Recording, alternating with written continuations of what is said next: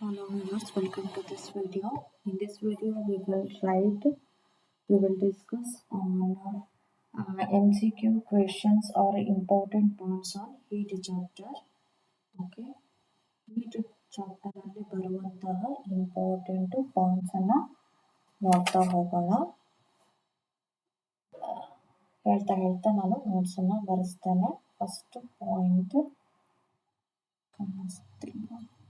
First point unit of heat. Heat is a form of energy ಅದು ನಿಮಗೆ ಗೊತ್ತಿದೆ, ಅದನ್ನು ಏನು ಬರ್ಸಲ್ಲ. ನೆಕ್ಸ್ಟ್ ಯೂನಿಟ್ ಆಫ್ ಹೀಟ್ ಏನು ಅಂತ ಕೇಳ್ತಾರೆ.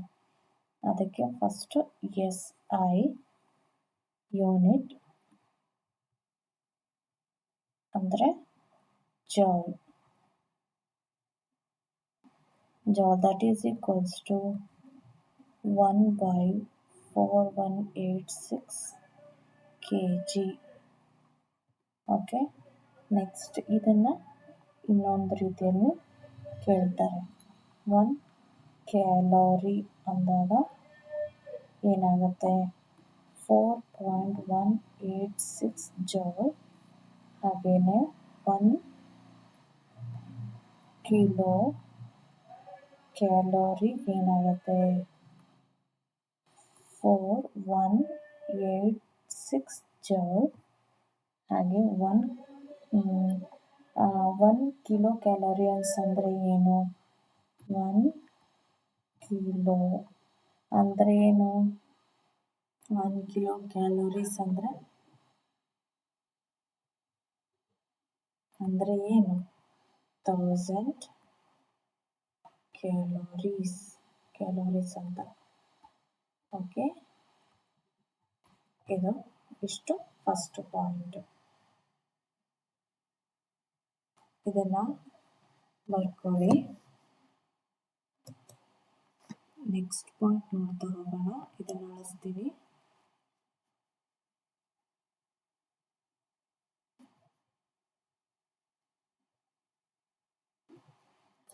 ಇಲ್ಲ ಏನು ಅಳಿಸ್ಲಾ,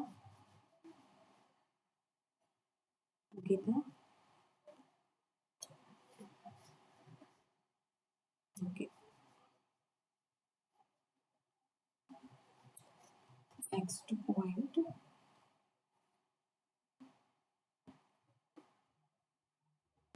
second point specific heat.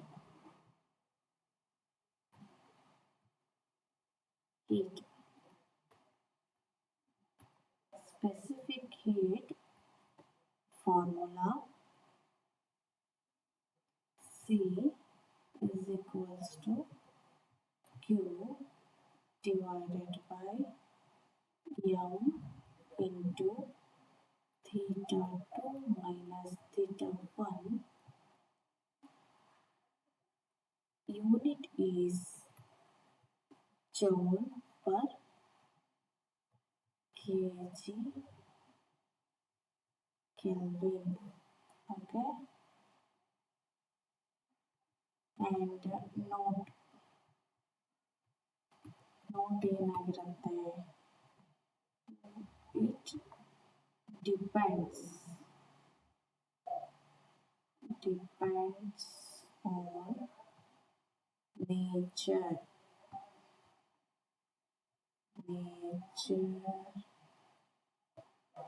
of the substance ಹೇಗಿರುತ್ತೋ ಆ ಒಂದು ಮೇಲೆ ಈ ಒಂದು ಸ್ಪೆಸಿಫಿಕ್ ಹೀಟು ವ್ಯಾಲ್ಯೂ ಆಗಿರುತ್ತೆ. ಓಕೆ, ಈ ಪಾಯಿಂಟ್ ಕೂಡ ಮಾಡ್ಕೊಂಡ್ರ.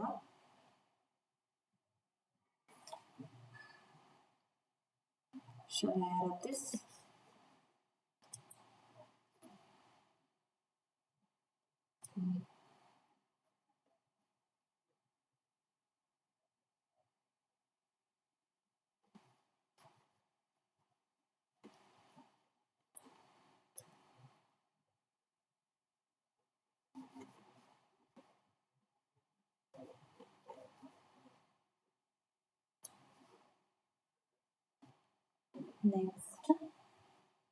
Next point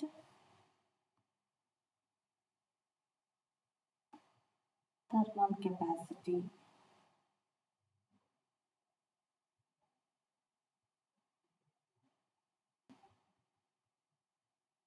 Thermal capacity ಇದರದ್ದು ಫಾರ್ಮುಲಾ ಬಂದು formula mc is equals to q divided by theta 2 minus theta 1. Okay, and unit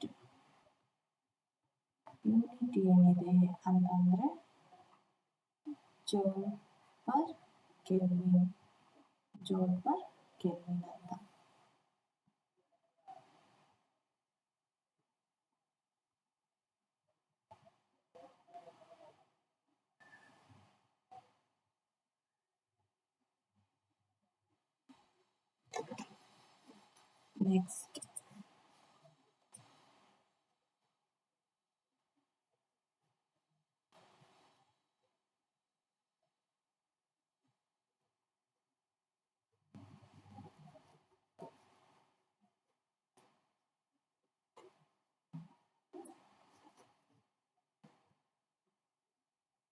Next, point is specific heat of gas.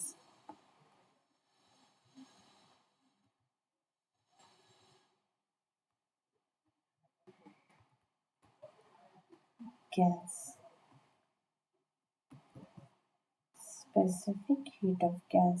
Specific heat of gas ಅಲ್ಲಿ ಎರಡು ಬರುತ್ತೆ. ಒಂದು ವ್ಯಾಲ್ಯೂಮಿಗೆ it represented by CV and another one is pressure. Okay, it represented as CP.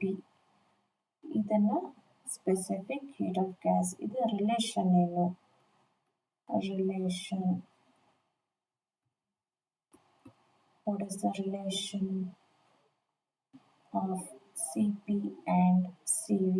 CP minus CV is equal to R. Okay, this is the relation. CP minus CV is equal to R. From this we can find Meyer's equation. Meyer's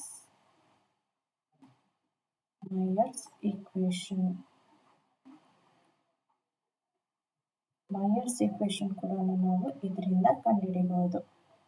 ಯಾವುದು ಅಂತಂದ್ರೆ CP divided by CV is equal to R, small r. Okay.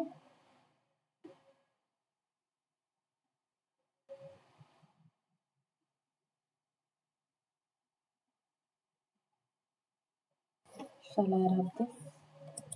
ಮೇಲಿಂದ rub ಮಾಡ್ಕೊಂಡ್ಬರ್ತೀನಿ. ಹೀಗಾಗುತ್ತೆ.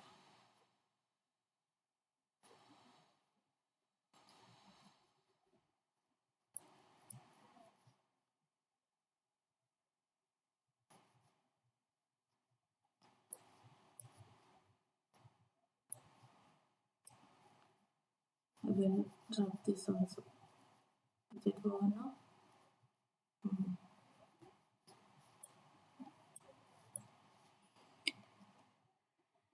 Next concept is transmission of heat.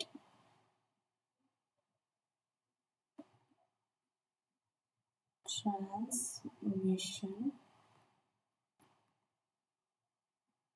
of heat. Transmission of heat. ಏನೆಂದರೆ heat transfer ಆಗುತ್ತೆ ಅಂತ ಯಾವ ರೀತಿಯಲ್ಲಿ ಇದಕ್ಕೆ ಮೂರು ಬರುತ್ತೆ. ಯಾವುದು? First one is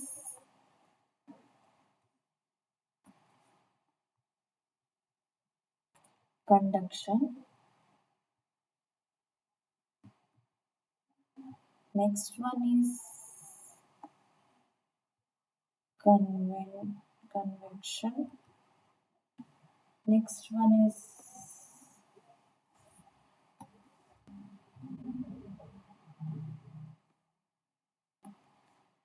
radiations. ಈ ಮೂರು ಬರುತ್ತೆ ಇಂಪಾರ್ಟೆಂಟ್.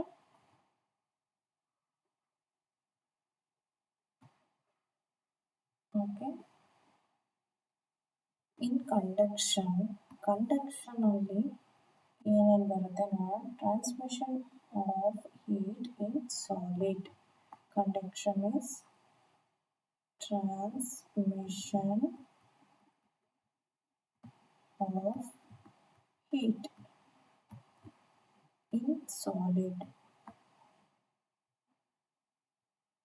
ಸಾಲಿಡ್ಸ್ ಅಲ್ಲಿ ಆಗುವಂತಹ ಹೀಟ್ ಟ್ರಾನ್ಸ್ಫಾರ್ಮೇಷನ್ಗೆ ಏನಂತ ಕರಿತೀವಿ? ಕಂಡಕ್ಷನ್ ಅಂತ ಕರಿತೀವಿ. ಎಕ್ಸಾಂಪಲ್ ಮೆಟಲ್ ಅಲ್ಲಿ ಯಾವುದು? ಗುಡ್ ಕಂಡಕ್ಟರ್ಸ್ ಎಕ್ಸಾಂಪಲ್ ಆಗುತ್ತೆ. ಓಕೆ, ಇದರಲ್ಲಿ ಇನ್ನೊಂದು ಎಕ್ಸಾಂಪಲ್ ಕೇಳ್ತಾರೆ. ಟ್ರಾವಿಸ್ ಸಾಟಿ ಲ್ಯಾಂಪ್ ಅಂತ. ಸೇಫ್ಟಿ ಲ್ಯಾಂಪ್ ಎಕ್ಸಾಂಪಲ್ ಆಗುತ್ತೆ. ನೆಕ್ಸ್ಟ್ ಕನ್ವೆಕ್ಷನ್ ಅಲ್ಲಿ ಏನು ಬರುತ್ತೆ ಅಂತಂದ್ರೆ transmission of heat in fluids. Transmission of heat in fluids.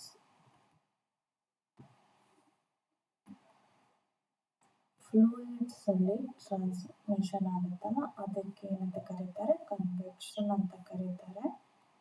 Example ಯಾವ್ದಾದ್ರು ಬರುತ್ತೆ ಅಂತಂದ್ರೆ ವೆಂಟಿಲೇಟರ್ಸ್, ಚಿಮ್ನೀಸ್,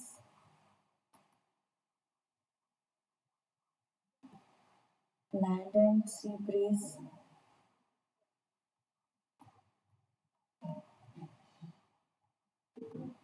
ಅದೆಲ್ಲ ಕನ್ವೆಕ್ಷನ್ ಒಳಗೆ ಬರುತ್ತೆ. ನೆಕ್ಸ್ಟ್ ರೇಡಿಯೇಷನ್ ಅಂದರೆ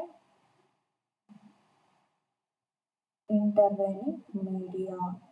transmission of heat in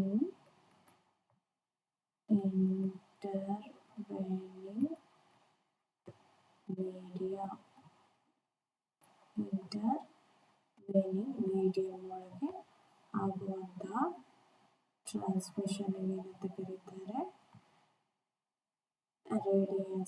radiation ಅಂತ ಕರೀತಾರೆ. ಎಕ್ಸಾಂಪಲ್. ಆಮೇಲೆ ಇನ್ನೊಂದು ಪಾಯಿಂಟ್, ಎಕ್ಸಾಂಪಲ್ ಅಲ್ಲ, ಇನ್ನೊಂದು main point, another important point ಯಾವುದು ಅಂದರೆ it can pass THOGH through vacuum.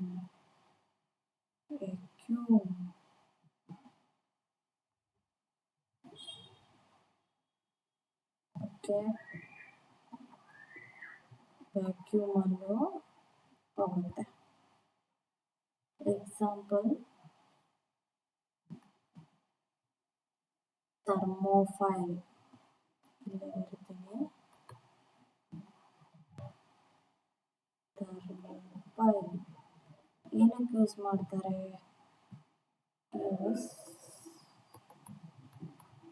To detect heat radiation. Okay, heat ರೇಡಿಯೇಷನ್ನ ಡಿಟೆಕ್ಟ್ ಮಾಡೋಕ್ಕೆ ಥರ್ಮೋಫೈಲ್ ಯೂಸ್ ಮಾಡ್ತಾರೆ. ತುಂಬ ಇಂಪಾರ್ಟೆಂಟ್. ಥರ್ಮೋಫೈಲ್ ಏನಕ್ಕೆ ಯೂಸ್ ಮಾಡ್ತಾರೆ ಅಂತಂದರೆ ಹೀಟ್ ಡಿಟೆಕ್ಟ್ ಮಾಡಲಿಕ್ಕೆ.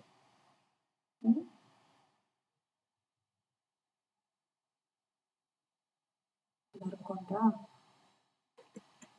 ರಬ್ ಮಾಡಲಾ?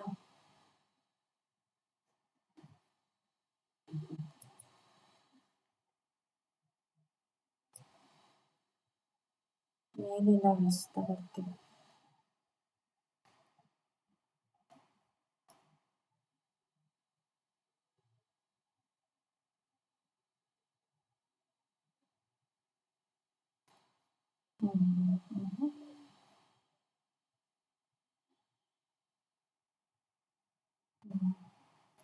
ಎಷ್ಟು ಅಳಿಸ್ತೀನಿ ಆ ಕಡೆ.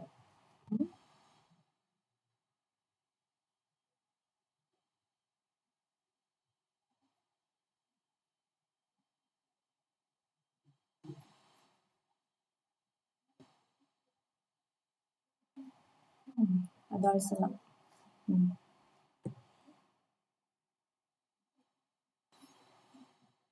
Next properties of what? Properties of gas.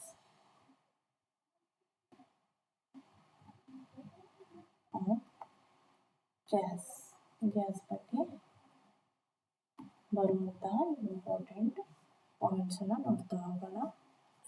Slide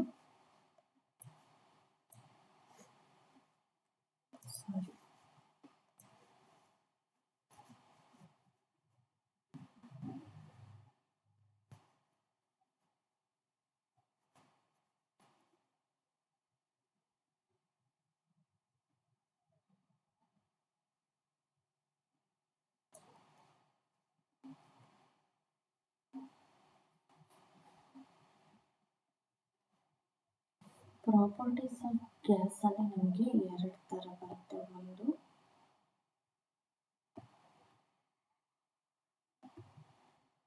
important ಇದೆ,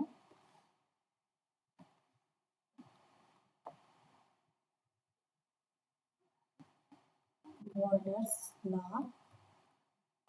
ಮತ್ತೆ ಚಾರ್ಲ್ಸ್ ಲಾ.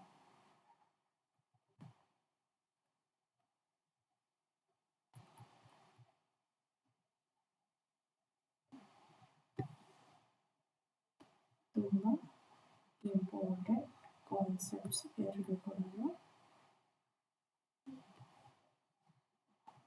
ಇದರಲ್ಲಿ ಏನು ಇಂಪಾರ್ಟೆಂಟ್ ಆಗುತ್ತೆ? ಬಾಯ್ಸ್ ಅಂದರೆ ವಾಲ್ಯೂ ಹಾಗೆ ಇಟ್ಕೊಂಡು ಅಲ್ಲ, ವಾಲ್ಯೂ ಎದ್ರ ಮೇಲೆ depend, direct proportional to the 1/p. ಇದು relation. R P V is equals to constant ಆಗಿರುತ್ತೆ. ಇದು relation. Okay, value is directly proportional to the 1/p. ಅಂದರೆ ಫಾರ್ಮುಲಾ ಏನಾಗುತ್ತೆ?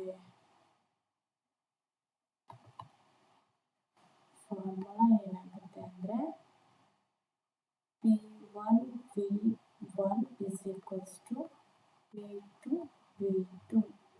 ಇದು ಏನಾಗುತ್ತೆ? ಫಾರ್ಮುಲಾ ಆಗುತ್ತೆ. P1 V1 is equal to P2 V2. Next Charles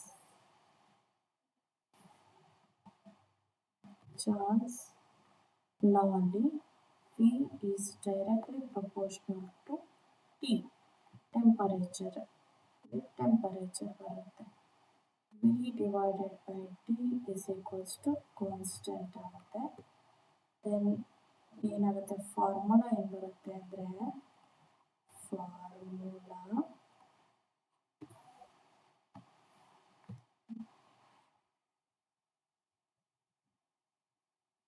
formula ಏನಾಗುತ್ತೆ ಅಂತಂದರೆ V1 divided by T1 that is equals to V2 divided by T2 ಆಗುತ್ತೆ formula. Okay, ಇದು formula ಆಗುತ್ತೆ.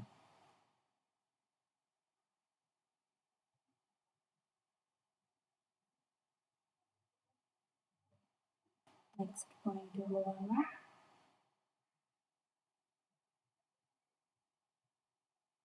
ರಬ್ ಮಾಡಲಾಯ್ತು ಚೆನ್ನಾಗಿರುತ್ತೆ.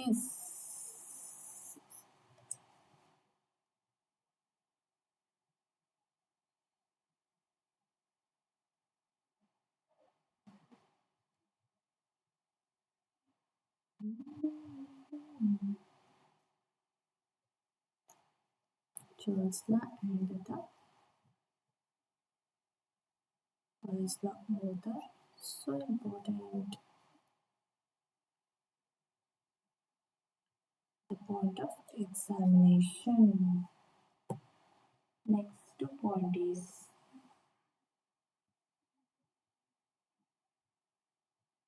value at any temperature. Formula value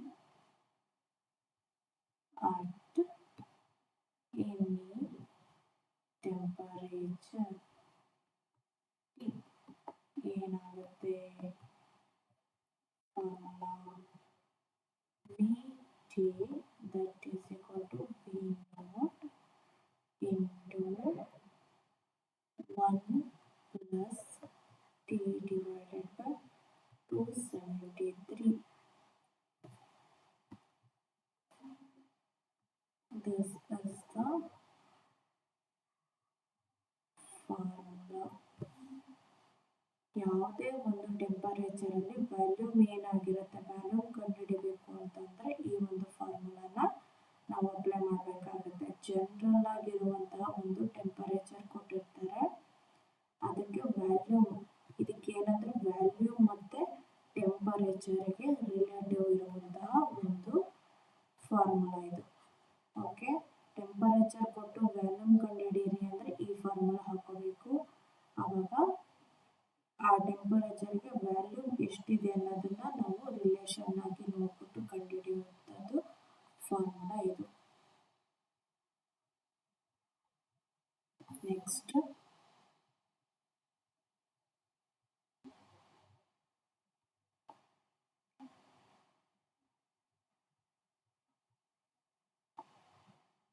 pressure at any temperature T.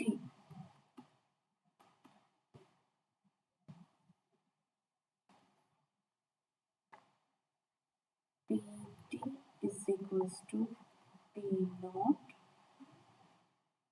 into 1 plus T divided by 273.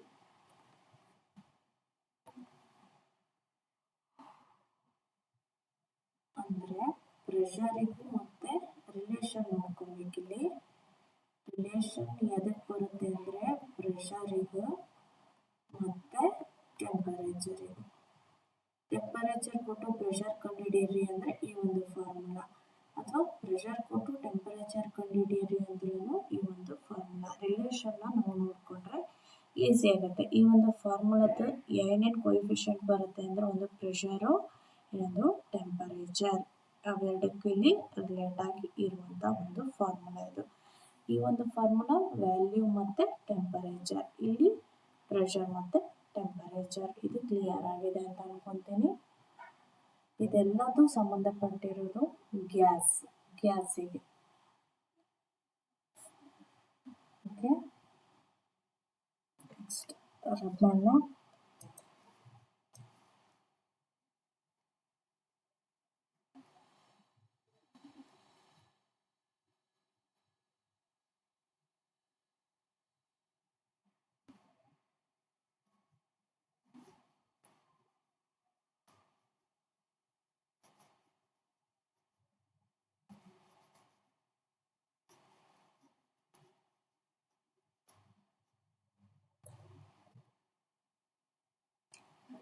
next coefficient, value coefficient of a gas ಏನಾಗುತ್ತೆ, alpha is equal to V minus V naught divided by V ಅಂತಂದರೆ ಇಲ್ಲಿ ಏನು ಇದರ ಅರ್ಥ ಅಂತಂದರೆ increase, ಇಲ್ಲಿ ಬರೀತೀನಿ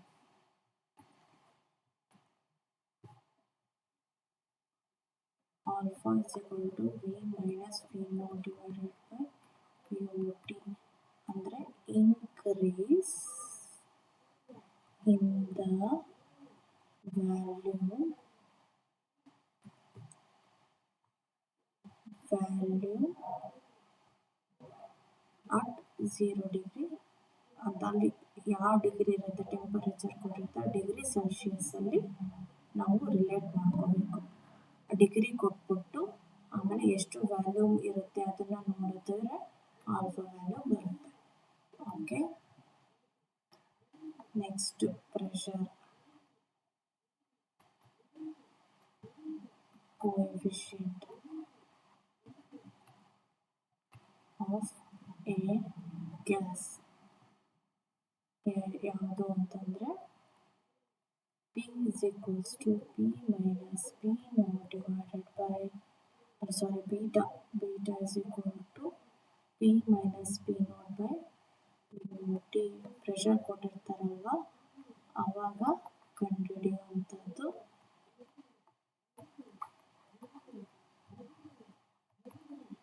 ಇದನ್ನು ಎಷ್ಟು ಇನ್ಕ್ರೀಸ್ ಆಗಿದೆ ಅಥವಾ ಆ ಟೆಂಪರೇಚರ್ ಕೊಟ್ಟು ಅವಾಗ ಪ್ರೆಷರ್ ಕಂಡುಹಿಡಿಯುವಂಥ ಒಂದು ಫಾರ್ಮುಲಾ. ಇಲ್ಲಿ ಏನಂತಂದರೆ ಗ್ಯಾಸಿನ ವ್ಯಾಲ್ಯೂ ಮತ್ತು ಇದು ಕೋಎಫಿಷಿಯಂಟ್ ಇರುವಂಥ ಒಂದು ರಿಲೇಷನ್ ಇರುವಂಥ ಒಂದು formula.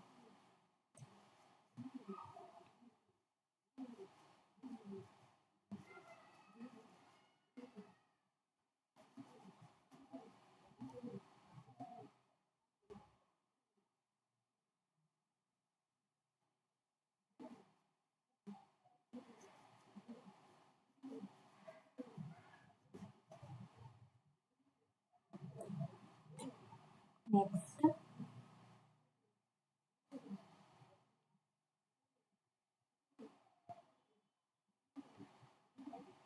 important absolute scale of temperature. Okay, ಇದರಲ್ಲಿ first point at -273 degree Celsius ಅಂದರೆ the pressure and value of a gas becomes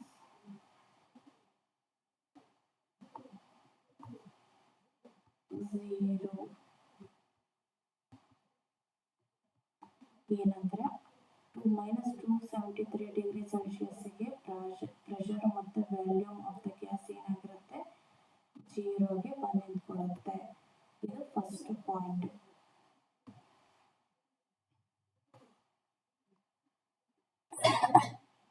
sorry, next point ಏನಿದೆ 0 degree absolute temperature is equal to -273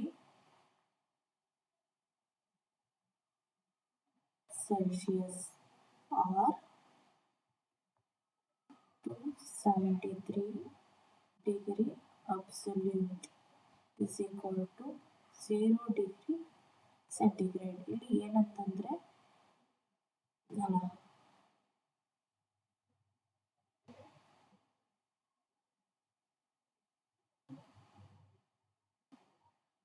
ಇದು relation ಆಗುತ್ತೆ ಅಬ್ಸಲ್ಯೂಟಿಗೂ ಮತ್ತು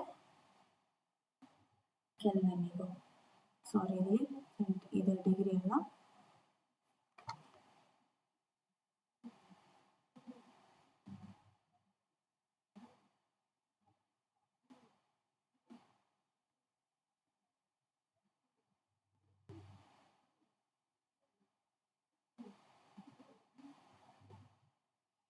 next temperature. ಇದರಲ್ಲೇ ನಾವು temperature ಕಂಡುಹಿಡಿಯಬೇಕು ಅಂತಂದರೆ T is equal to 273 plus T absolute temperature. Absolute temperature ಅಂದರೆ relation 273 plus T. Okay, ಇದು ನಮಗೆ ಇರುವಂಥ formula. Next third point the lowest temperature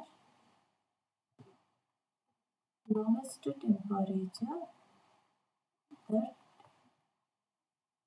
can be attained by an gas is minus 273 degree centigrade or 0 degree Kelvin. Gas ಏನಾಗುತ್ತೆ ಅಂತಂದರೆ lowest temperature ಆಗುತ್ತೆ 0 ಡಿಗ್ರಿಗಾದರೂ ಬರ್ಬೋದು -273 degree ಸೆಲ್ಸಿಯಸ್ಸಿಗಾದರೂ ಬರ್ಬೋದು. Okay, next ಈ 3 point absolute scale of temperature. ಇದು 3 ಪಾಯಿಂಟನ್ನು ನೆನ್ಪಿಟ್ಕೊಬೇಕು. 273 degree centigrade ಅಂದರೆ 0 ಬಂದು ನಿಂತ್ಕೊಳ್ಳುತ್ತೆ. ಯಾವಾಗ? ಗ್ಯಾಸಿಗೆ ಮಾತ್ರ.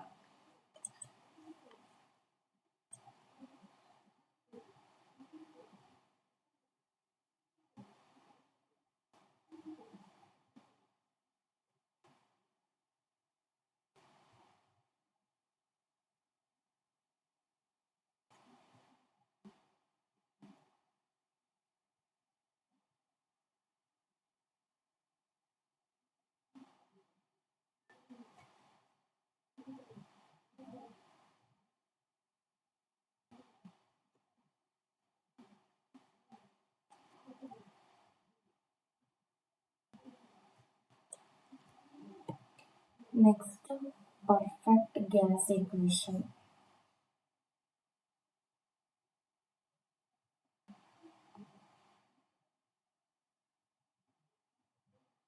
Perfect gas equation.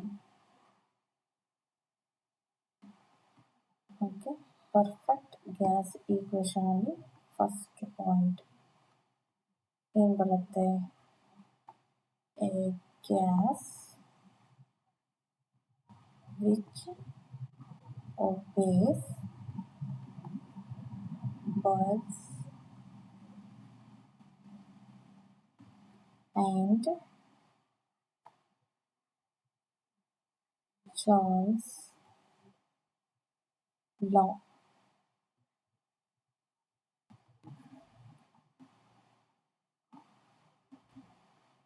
is called a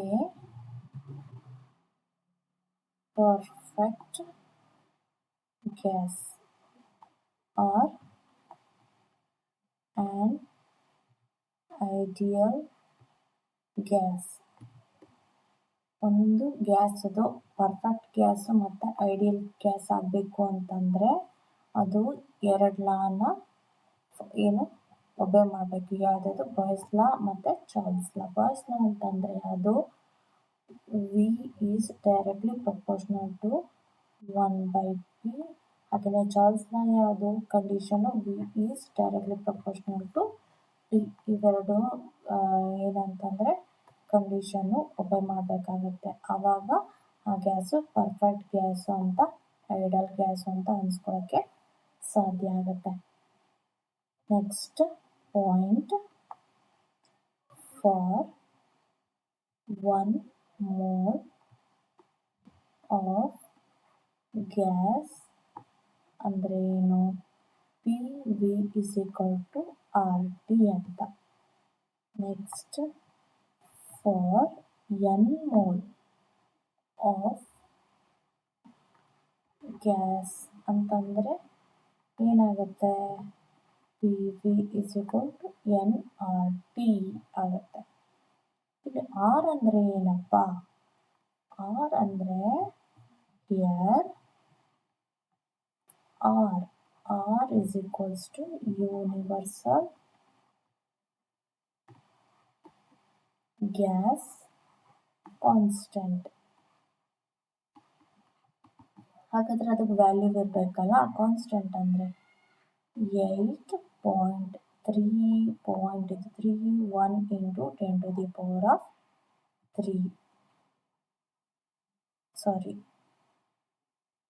joule per mole per degree kelvin.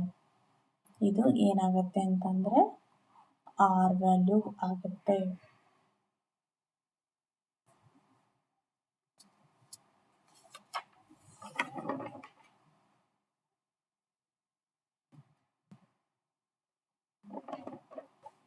ಇಷ್ಟು ಕ್ಲಿಯರ್ ಆಗಿದೆ ಅನ್ಕೊತೀನಿ. ನೆಕ್ಸ್ಟ್ ಕಾನ್ಸೆಪ್ಟಿಗೆ ಹೋಗೋಣ.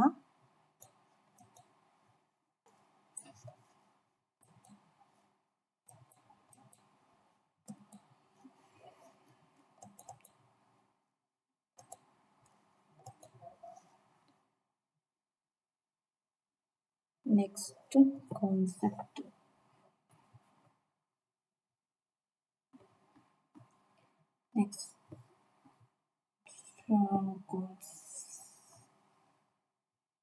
ಇದನ್ನು ರಬ್ ಮಾಡ್ತೀನಿ.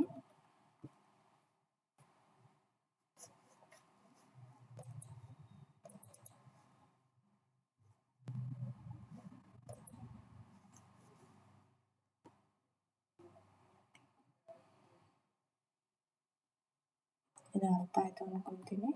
ನೆಕ್ಸ್ಟ್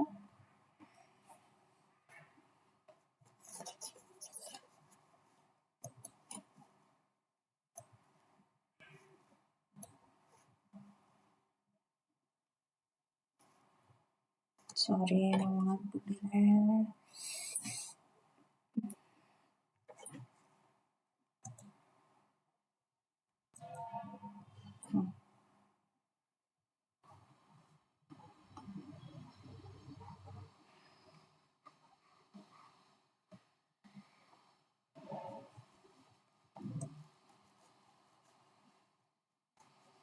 ನೆಕ್ಸ್ಟ್ ಬರುವಂಥದ್ದು ಇಂಪಾರ್ಟೆಂಟು ಏನಕ್ಕೆ ಅಂತಂದರೆ ಅದು ಲಾಸ್ ಆಗಿರೋದು. ಇದನ್ನು ಅಳಿಸ್ಬಿಡ್ತೀನಿ, ಜಾಗ ಜಾಸ್ತಿ ಬೇಕಲ್ವ. ಸೊ ಇದನ್ನು ರಬ್ ಮಾಡ್ತೀನಿ.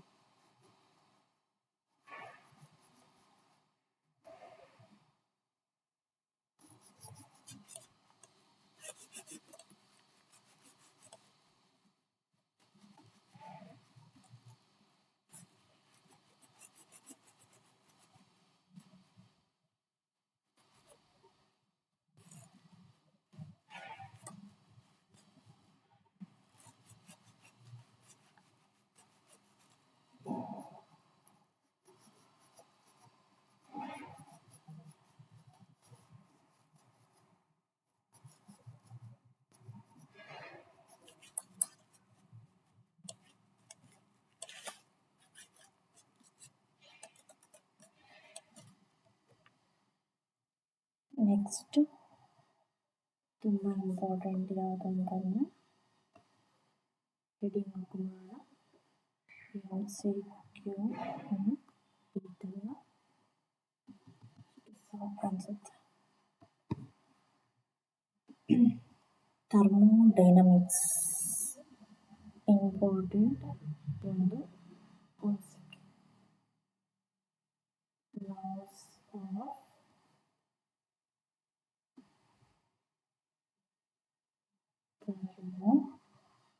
ಥರ್ಮೋಡೈನಮಿಕ್ಸ್. ಓಕೆ, ಇದರಲ್ಲಿ first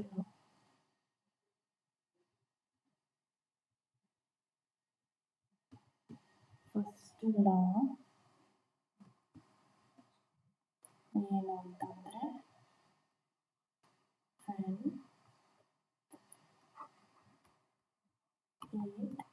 energy is supplied to system. A part is used to increase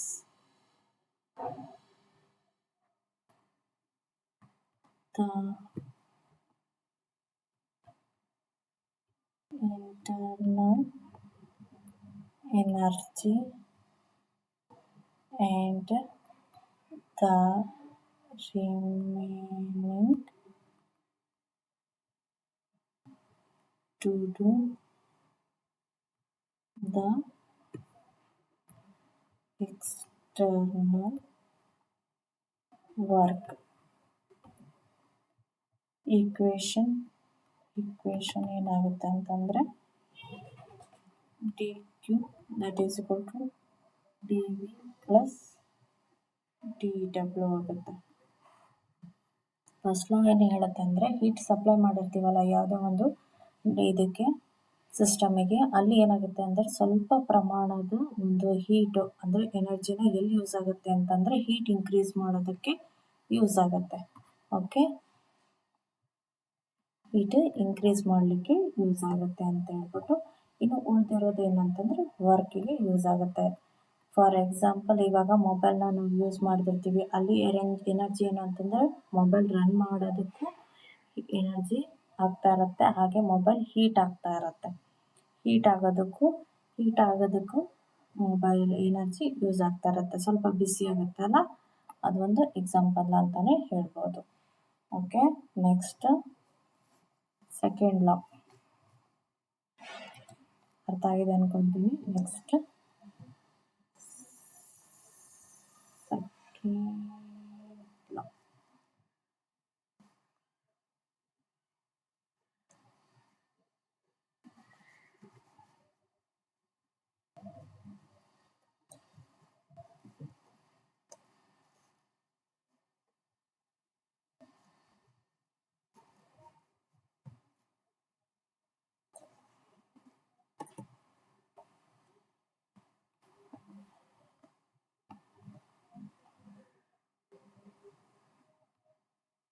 it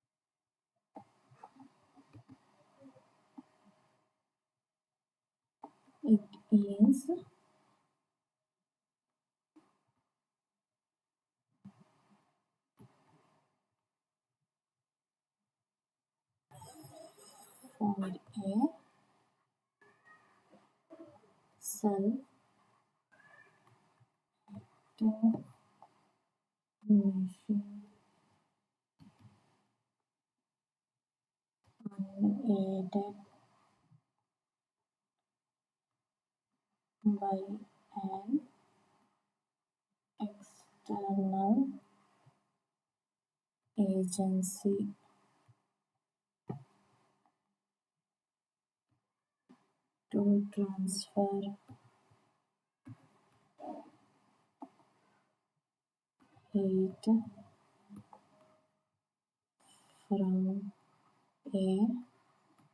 unaided by an external agency to transfer heat from a body at a lower temperature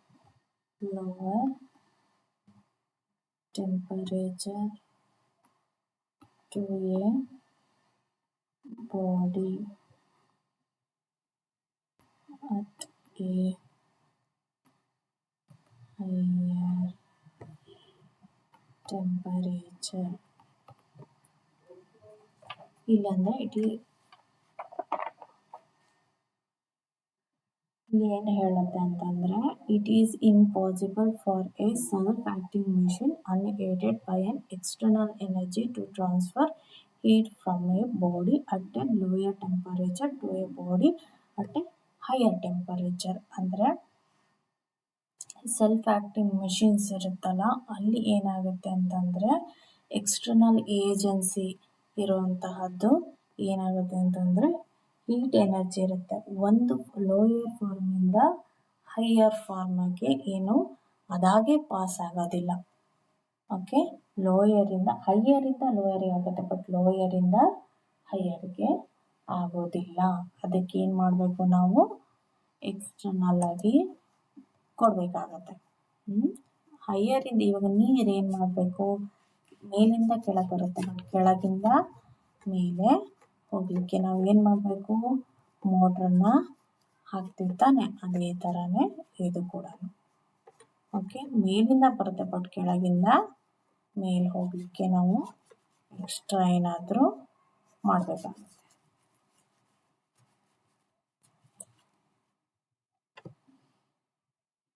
next point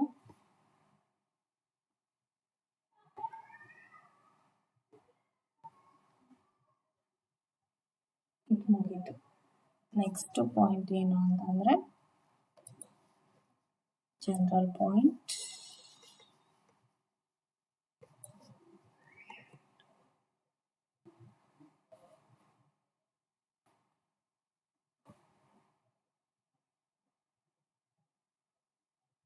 Nature of heat insulator. Heat insulator ಯಾವ ಥರ ಇರುತ್ತೆ ಅಂತ ನೋಡೋದಾದರೆ, first fibrous ಆಗಿರುತ್ತೆ, ಪೋರಸ್ ಆಗಿರುತ್ತೆ. ಪೋರಸ್ ಅಂತಂದರೆ ತೂತು. ಅದಾದಮೇಲೆ ಗ್ರ್ಯಾನ್ಯೂಲ್ಸ್ ಆಗಿರುತ್ತೆ. ಗ್ರ್ಯಾನ್ಯೂಲ್ಸ್ ಅಂತಂದರೆ ಯಾವುದ್ಯಾವುದು? ಗ್ರ್ಯಾನ್ಯೂಲ್ಸ್ ಅಂತಂದರೆ ಸಣ್ಣ ಸಣ್ಣ ಸಣ್ಣ ಸಣ್ಣ ಪುಡಿ ಇರುತ್ತಲ್ಲ, ಆ ಥರ ಈ ಕಲ್ಲುಪ್ಪು ಥರ ಇರುತ್ತಲ್ಲ, ಅದಕ್ಕೆ ಗ್ರ್ಯಾನ್ಯೂಲ್ಸ್ ಅಂತ ಕರೀತಾರೆ. Next point brick. ನೋಡಿದ್ದೀರ ನೀವು? Brick are used in the construction of cold storage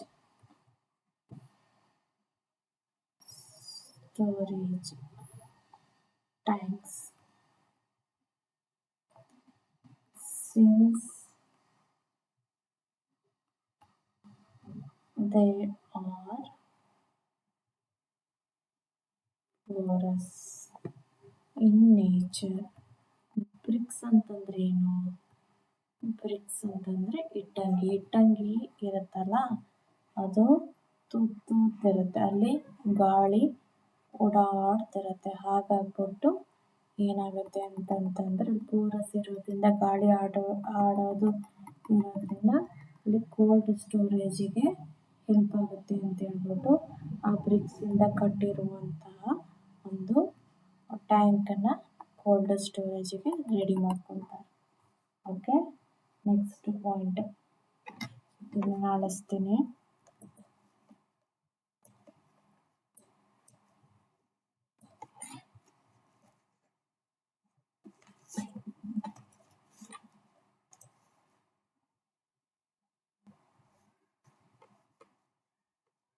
cold storage ಅಂದ್ರೇನು?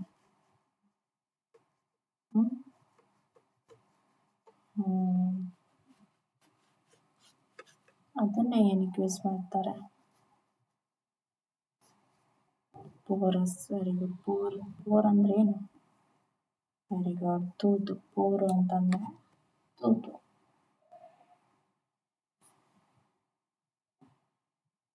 ಇವಾಗ heat radiation can be passed through vacuum. ಅಲ್ಲೂ ನಾವು ಹೀಟ್ ಪಾಸ್ ಮಾಡಬಹುದು. ನೆಕ್ಸ್ಟ್ ಇಂಪಾರ್ಟೆಂಟ್ ಪಾಯಿಂಟ್ ಯಾವುದು ಅಂತಂದರೆ, a body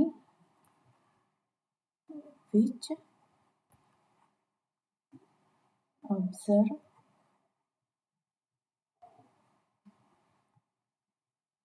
the whole amount of incident heat. ಅದಕ್ಕೇನಂತ ಕರೀತಾರೆ? ಇದು ಮಾತ್ರ ತುಂಬ ಕಡೆಗೆ ಕೇಳಿದ್ದಾರೆ. ಬ್ಲ್ಯಾಕ್ ಬಾಡಿ ಅಂತ ಕರೀತಾರೆ. ಬಿದ್ದಿರುವಂತಹ ಅಷ್ಟು ರೇಡಿಯೇಷನ್ನು ಹೀರ್ಕೊಳ್ಳುವಂತಹ ಒಂದು ಮೆಟೀರಿಯಲ್ ಅಥವಾ ಆಬ್ಜೆಕ್ಟನ್ನು ಏನಂತ ಕರೀತಾರೆ? ಬ್ಲ್ಯಾಕ್ ಬಾಡಿ ಅಂತ ಕರೀತಾರೆ. ಎಕ್ಸಾಂಪಲ್, ಬ್ಲ್ಯಾಕ್ ಇಂದ ಮಾಡಿರುವಂತಹ ಅಂಬ್ರೆಲಾ ಇರ್ಬೋದು, ಅಥವಾ ಡ್ರೆಸ್, ಕ್ಲಾತ್ ಏನೇ ಆಗಲಿ ಹಾಕೊಂಡ್ರೆ ಅದು ಡಾರ್ಕ್ ಶೇಡಲ್ಲಿ ಬೇಸಿಗೆಗಾಲದಲ್ಲಿ ಬ್ಲ್ಯಾಕ್ ಹಾಕೋಬೇಡಿ ಅಂತ ಬಿಕಾಸ್ ಆಫ್ ಇದಕ್ಕೆ. Okay, next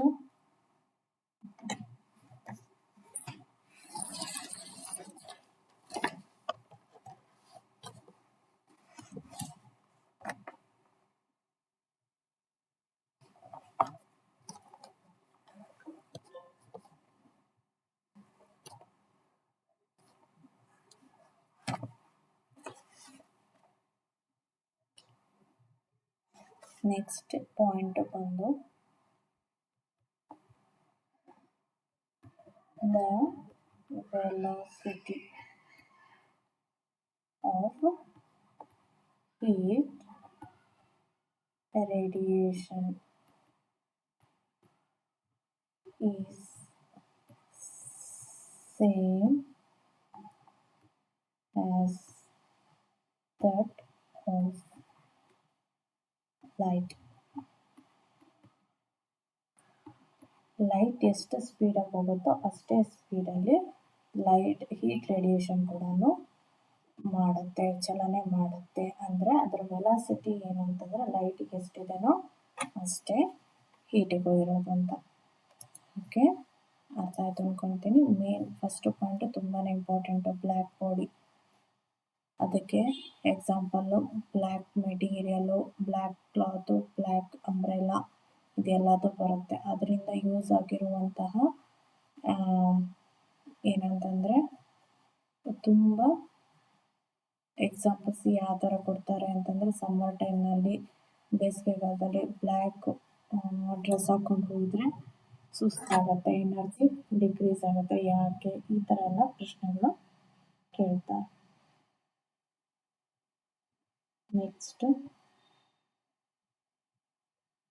next point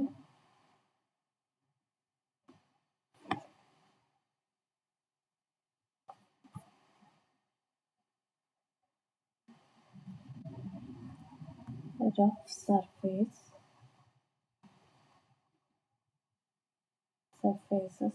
are bad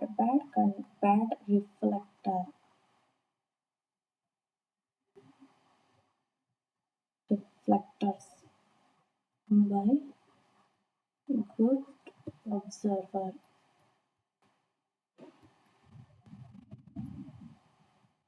of heat. ಅದು ಯಾವುದೇ ಆಗಿರ್ಬೋದು.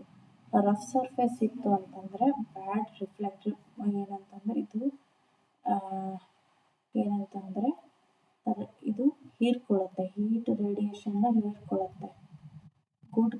ಗುಡ್ ಅಬ್ಸರ್ವರ್ ಆಗಿರುತ್ತೆ. ಆದರೆ ಇದೇನು ಮಾಡುತ್ತೆ, ರಿಫ್ಲೆಕ್ಟ್ ಮಾಡೋದಿಲ್ಲ, ರಿಫ್ಲೆಕ್ಟ್ ಆಗೋದಿಲ್ಲ. ಓಕೆ, ಇಲ್ಲೇ ಹಿಡಿದಿಟ್ಕೊಂಡ್ಬಿಡುತ್ತೆ, ರಿಫ್ಲೆಕ್ಟ್ ಆಗೋದಿಲ್ಲ. ಅದಕ್ಕೆ ಬ್ಯಾಡ್ ರಿಫ್ಲೆಕ್ಟರ್ ಅಂತ ಕರೀತಾರೆ. ವಾಪಸ್ಸು ರಿಫ್ಲೆಕ್ಟ್ ಆಗೋದಿಲ್ಲ. ಓಕೆ, ಯಾವುದು rough surface.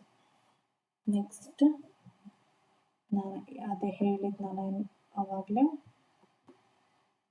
Black cloth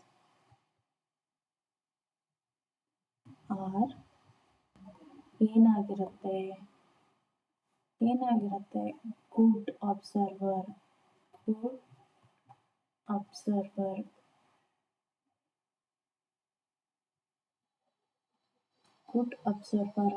good absorber ಹೀಟನ್ನು ಜಾಸ್ತಿ ಹೇಳ್ಕೊಳ್ಳುತ್ತೆ. ಹೀಟ್ ತುಂಬಾ ಇಂಪಾರ್ಟೆಂಟು. ನೆಕ್ಸ್ಟ್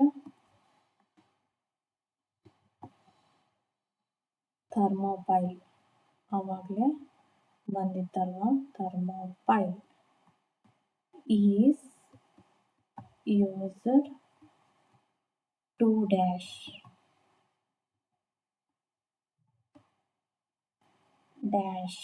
ಏನು, ಹೀಟ್ ರೇಡಿಯೇಷನ್ಗೆ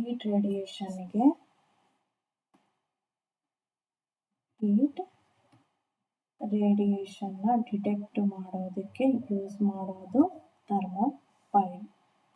ಓಕೆ, ನೆಕ್ಸ್ಟ್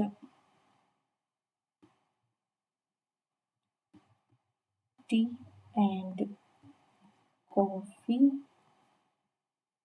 ಕೆಟಲ್ಸ್ ಅಂದ್ರೆ ಗೊತ್ತಾ, ಹಾಕೋದಿರುತ್ತಲ್ಲ ಅದು. Have glassy outer surface. ಯಾಕೆ? ಟು prevent emission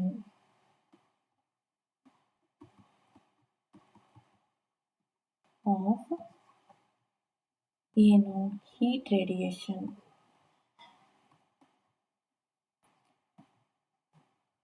ಫ್ಲಾಸ್ಕಲ್ಲಿ ಗ್ಲಾಸ್ ಹಾಕಿರ್ತಾರೆ, ಗ್ಲಾಸಿ ಸ್ಟ್ರಕ್ಚರಲ್ಲಿ ಇರುತ್ತೆ. ಯಾಕೆ ಅಂತಂದರೆ ಹೀಟ್ ಹೊರಗಡೆ ಹೋಗಬಾರ್ದು, ಬಿಸಿಯಾಗಿ ಇರಬೇಕು ಅನ್ನೋದಕ್ಕೆ ಅದನ್ನು ಹಾಕಿರ್ತಾರೆ. Okay, next point.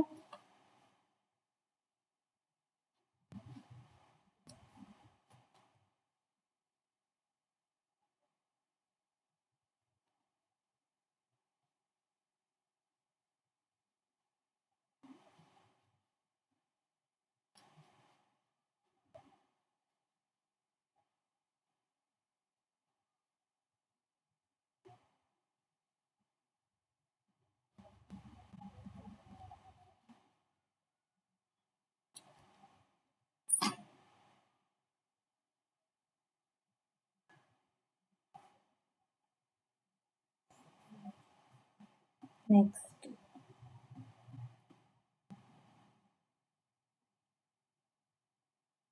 the interface between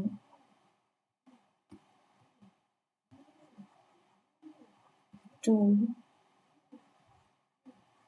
jackets in thermos ಅಂದ್ರೆ flask is evacuated to avoid ಯಾಕೆ transmission heat. Okay,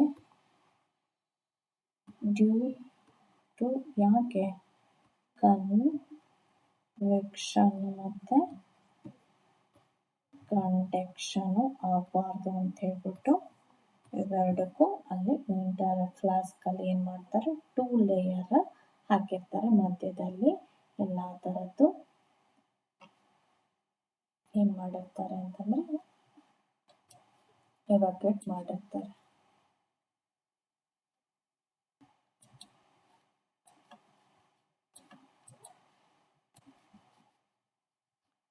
next point ಎಲ್ಲ ಆಲ್ಮೋಸ್ಟ್ ಸೇಮ್ ಇದೆ. ಇಷ್ಟಂತೂ ಕಾನ್ಸೆಪ್ಟಲ್ಲಿ ಇರುವಂತಹ ಒಂದು ಇಂಪಾರ್ಟೆಂಟ್ ಕೀ ಪಾಯಿಂಟ್ಸ್ ಅಂತಲೇ ಹೇಳ್ಬೋದು. ನೆಕ್ಸ್ಟು ಇದರ ಮೇಲೆ ಏನಾದರೂ ಕ್ವೆಶನ್ಸ್ ಬಂತು ಅಂತಂದರೆ ನಾನು ನೆಕ್ಸ್ಟ್ ವಿಡಿಯೋದಲ್ಲಿ ಅದನ್ನು ತಗೊಂಡ್ಬಂದು ನೋಟ್ಸ್ ಮಾಡಿಕೊಡ್ತೇನೆ. ಈ ಒಂದು ವಿಡಿಯೋ ನಿಮಗೆ ಯೂಸ್ ಆಗುತ್ತೆ ಅಂತ ಅಂದ್ಕೊಂಡಿದ್ದೀನಿ. ಮತ್ತೊಂದು ವಿಡಿಯೋದಲ್ಲಿ ಸಿಗೋಣ. Thanks for watching.